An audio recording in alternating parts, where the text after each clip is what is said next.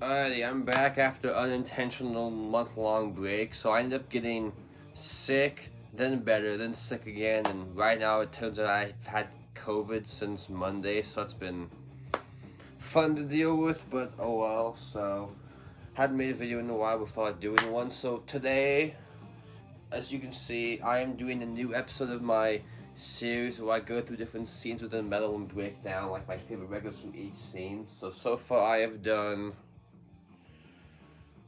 I think it was Swedish death metal, U.S. thrash, and Norwegian black metal. So this will be the fourth part of this series. So I'm doing my top 10 favorite traditional heavy metal albums from the U.S. from the 80s. So yeah. Well, I lied because one of these is actually 1990, but you'll see that in a second. So what we're listening to, if you can hear it, listening to the Sword Warp Riders. I've become a recent fan of these guys. Well, their first four records are awesome. After the fourth one, they became kind of not very good, but their first four albums are awesome. They were kind of like thrashy, stoner, doomy, I guess, but I don't know. It's good stuff. Not my usual wheelhouse, but these guys are fun. Alrighty, and like usual, this is alphabetical order, but I do have a favorite picked out, and I'll mention which one that is when I get to it. So first up on this list, let's say Raising Fears. These guys are from either LA or Connecticut. I forget which one. I know it was one of those two because they're from the same area as Fate's Warning, but yeah. So this is from 1987. This is their third record because they did Much the Saint, Delirious, Nomad, and this one. But this is my favorite record by these guys. I know some people on YouTube kind of talk crap about this band. I'm not sure why. I think most of the albums are awesome. They only have like one I don't love, but their first four is definitely some of my favorite U.S. metal from the early 80s. I thought just favorite U.S. metal period, but anyway. There's that. Love that painting too. In the back, guys in the band, John Bush, definitely I think one of the best U.S. vocalists for heavy metal. And this is a 2022 Metal Bleed reissue. Here's the insert for this one. Guys in the band, they look pretty glammy, but I swear they're not. They're just straight up awesome traditional metal. And then I will show you the wax in a second. Nice red. So if you want to check us out, listen to the song Out on a Limb, or no, let's listen to the song Out on a Limb. It's definitely the best song on this record. But yeah, man. Forget the haters, these guys are awesome. I love their first four records and I stand by that. This is definitely, I still think they're best, but second favorite's probably Symbol of Salvation from 90, I think, is when that one came out. Yep, there you go. Omen Saint, Raising Fear.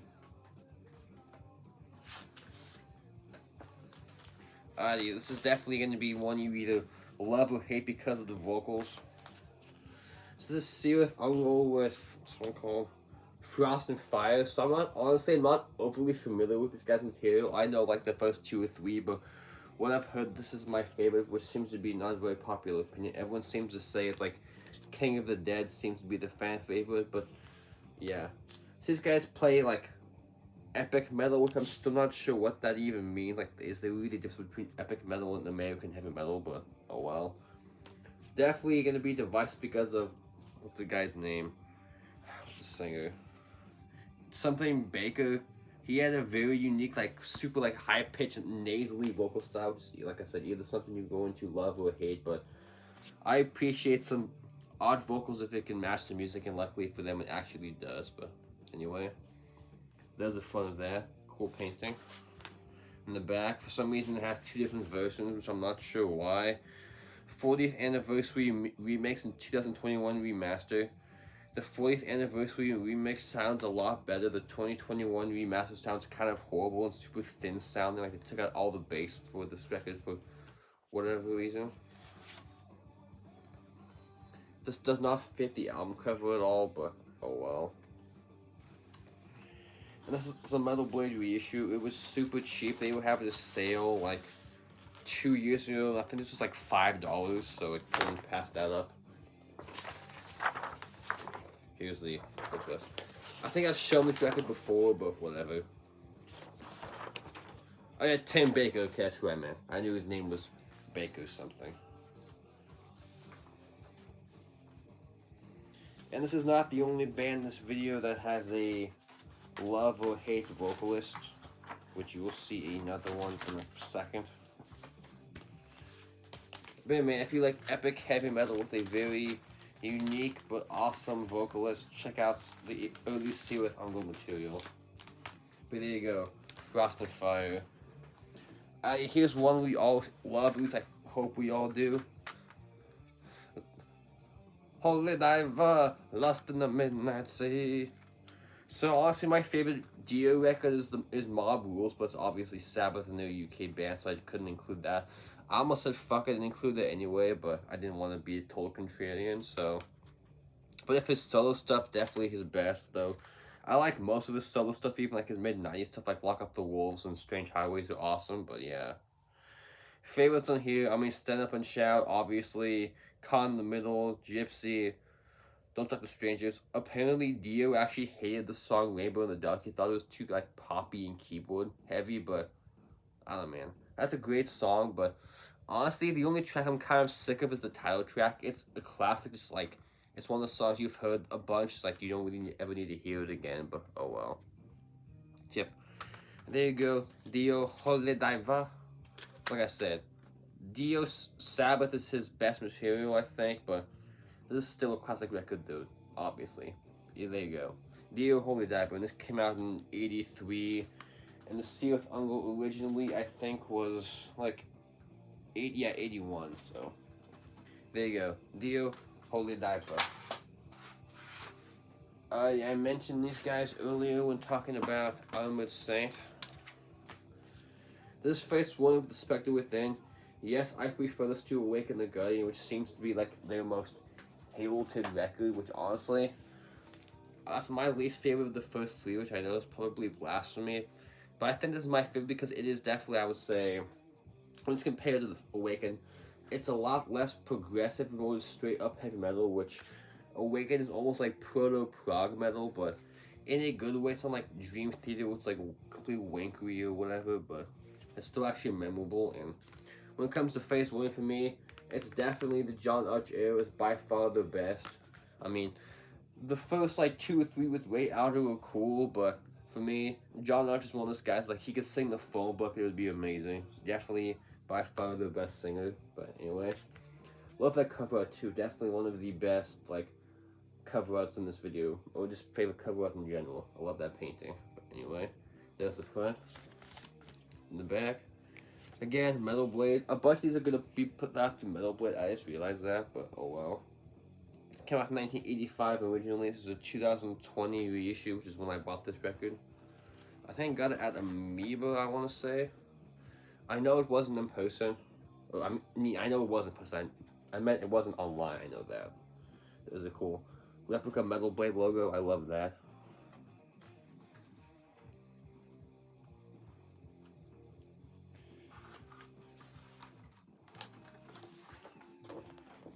Insert. The guys in the band, they look kind of like hippies, but oh well.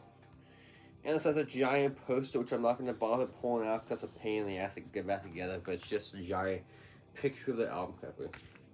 But yeah, man, if you want, honestly, this is not my favorite in this video. This is probably number 2, but if there was one that didn't exist, this would be number 1, but definitely top 3, it's probably the Dio record, this, and then something I'm going to mention in a little bit. But yeah, man, if you're not familiar with Fates 1, you don't like their later proggy stuff, definitely check this out. Listen to the song Traveler Time and The Apparition. Those are definitely the 2 best songs on here, but this whole record smokes, so there you go. Fates 1, The Spectre Within. This band is broken up. I think these, let me see. Yeah, the next 3 bands in a row are all broken up, but oh well. This band, you could argue, is like borderline thrash, but I decided to include it anyway because it's more just like heavy metal. This is Hallow with Death and Insanity. So their first record that seems to get all the love, which I'm called. That is Tales of Terror. That definitely seemed to get the most love, but I definitely prefer this one because I don't know, Tales of Terror is a little bit more like straight up thrash, but this is definitely, I would say, like they slowed down a little bit, but there's still some plenty thrashy songs on here. Though my favorite on here is definitely D.I.E. Death and Infect. The title track's awesome. Oblet of Gore. Plea of the Aged. Suicide. Great shit. So yeah, man. Their third record's good too, but definitely my least favorite of the first three, which I'm not familiar with them after that, so I don't even know if they have a fourth record. I think they do, but like I said, I'm not super familiar with them after this, so do not quote me on that.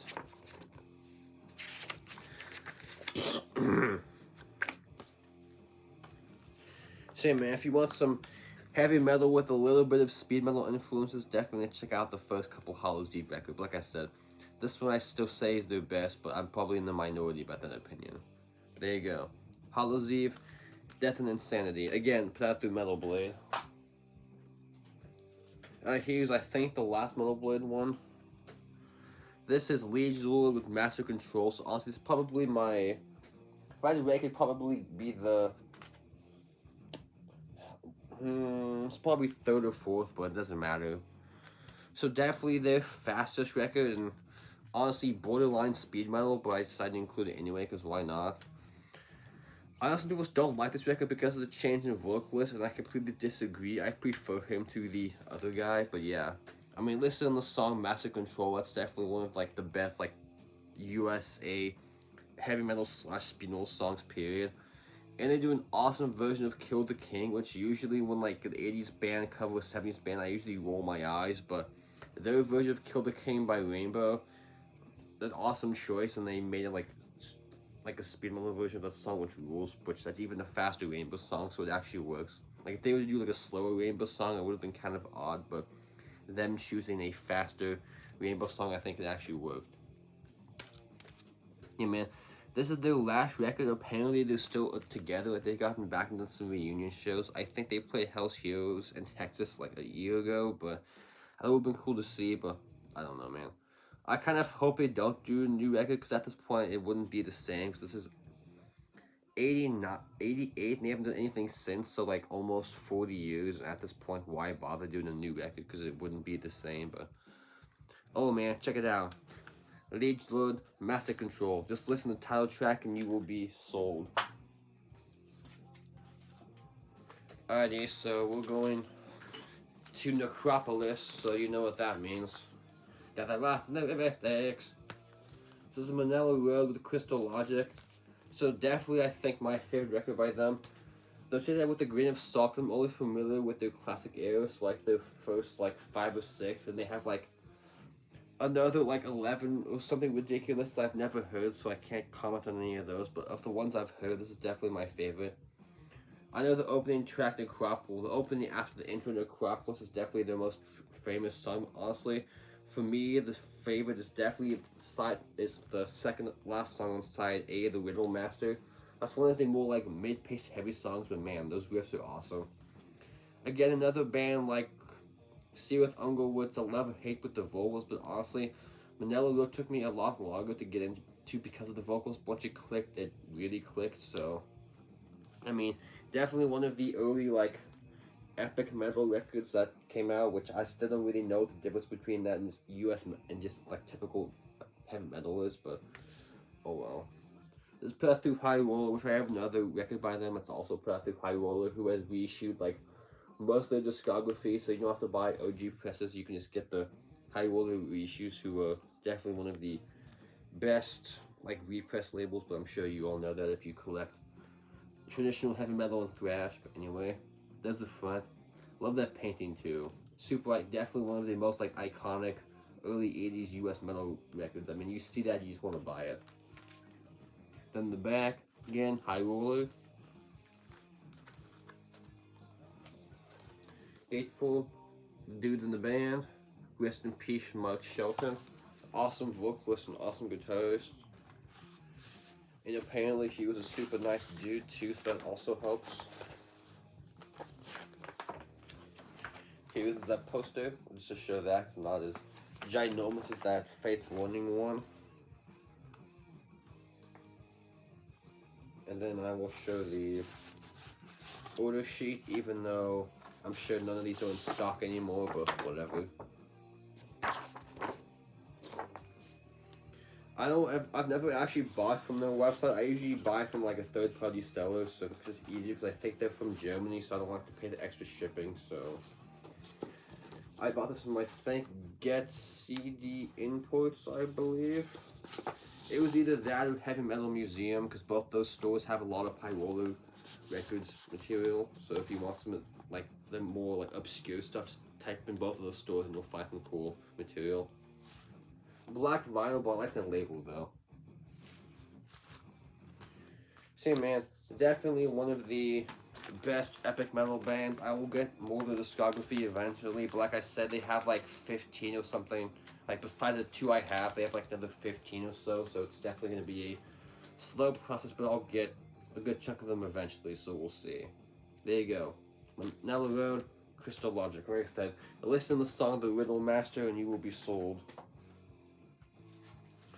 Here's definitely one of the more popular US power metal, though I hesitate to call it US power metal in actual things. I think it's kind of made up, but well, that's a debate for another day. This is Omen with Battle Cry. So when it comes to Omen, I'm definitely a J.P. Kimball. Is that his name? What is it? Yeah, J.D. Kimball purist. When he left, they went downhill after their third record without him. Not the same, man, but definitely, again, like John Archie's definitely one of the best U.S. heavy metal singers. There he is. Rest in peace, J.D. So yeah, man, definitely probably my favorite record by them. But like I said, their first 3 are awesome, but I kind of like them in order. Like this is the best, then Warning of Danger is the second best, and The Curse is third. So oh well. Anyway, there's the front. I love that. Like you can, I'll show you this. There's the full painting. That's sweet. The pictures kind of ruined the painting a little bit, but at least they placed it on the back. And this is a gatefold. Again, this is a High Roller Records reissue, so hails to them. They need to do Warning of Danger again, because that one's getting kind of pricey to find. This looks white on camera, but it's kind of like pinkish white, sort of. Listen to the opening song, Death Rider. Death Rider, you just ride the storm. Death Rider. Fucking awesome. I know they covered Warning of Danger on Heavy Metal OG, but they should have done this record. Just saying. But yeah, man, again, if you like this awesome epic metal with some of the best vocals in the business, definitely you need to check out the first 3 Omen records. Like I said, this is, I think, their peak, so get on that. I will get the other 2 eventually, but like I said, they're kind of expensive now, so we'll see. There you go, Omen, The Battle Cry. Alrighty, so I said I had a number 1 picked out, so gun to my head, I had to pick my all-time favorite US traditional heavy metal record from the 80s. It would be this. When sadness reigns in the hall of the mountain king. Dun, dun, dun, dun. This is a Savatage Hall of the Mountain King, obviously. There aren't many records I think are perfect as far as I'm concerned. This is basically a perfect record. I mean, every song on here rules, even the interlude's awesome. I mean, Chris Oliva, one of the best underrated guitarists in the early 80s, man. If he was still alive today, I think he'd be talked about with like a lot of the other great metal guitarists of the day, but unfortunately he died in like 93, so what was that, 32 years ago already? So he was like, he's been dead longer than he was alive. So I think he was only 30 when he died, so that's a bummer. But Duke could shred, and his brother John Oliva, definitely a killer vocalist. Favorites on here, probably 24 hours ago, title track and White Witch. White Witch, White Witch, coming for you! Awesome shit. So definitely if I had to rank this, easily number one, but I knew this was going to be my favorite anyway. But there you go. Savatage. When sadness rings in the heart of the mountain king. Excuse my bad singing, but oh well. Alrighty, so last one. This one I kind of hesitated including because it's 1990. It's almost, you could argue it's like proto-Doom, but I'd be lying if I didn't include it. This is Trouble with their self-titled, the second one technically, because their first record was self-titled, but they later changed that to Psalm 9 for whatever reason, maybe to not confuse the two different self-titled albums. But yeah, man, definitely one of the best, like, proto-Doom albums of the US scene. I mean, listen to the song Psychotic Reaction, Rest in Peace, and The Wolf, and At the End of My Days. But I think Psychotic Reaction was the music video. I don't remember offhand, but oh well. This is a Hammerheart reissue from, doesn't say what year, but oh well. For me, it's definitely, their first four albums are awesome. Their fifth and sixth are good, but they kind of changed. They got more like stonery, kind of more like psychedelic or trippy sounding. But for me, this is definitely their best record, honestly. Probably, if you could consider this more Doom than heavy metal, my second favorite American Doom metal record of all time, behind Solitude Aeternus, Behind the Crimson Horizon. That's definitely the top of the like Doom US metal, but for me, this is a close second. But anyway, I didn't want to include the Solitude Aeternus because that is definitely straight up Doom, so that felt kind of weird including that one. But oh well. Anyway, there's the front. This cover kind of sucks, but oh well. In the back again, Hammerheart reissue. Kind of weird it's not through Metal Blade, because I think they were on Metal Blade back in the day. At least I know the first two albums were, but I think they went to, like, Roadrunner or somebody else afterwards. Not Roadrunner, I think it was Def Jam was on this record originally, but don't quote me on that, I might be mistaken. But yeah, man, it's black vinyl too, it's not going to bother pulling it out because the labels are super boring, but whatever. So yeah, man, if you want like a good, like, proto-Doom album, this is definitely one of the best American Doom albums from the US period. Check it out. Trouble, self-titled. Listen to the song The Wolf or Psychotic Reaction. Those are definitely the two favorites. Boom, that's it. I'll try not to take another month, but when I'm feeling better, I'll get back into making videos more regularly again, but we'll see. Thanks for watching. Let me know which one is your favorite. I'm sure I'm missing a bunch of awesome albums, but oh well, so we can't include them all. So anyway, thanks for watching. Take care. Peace out. Good day.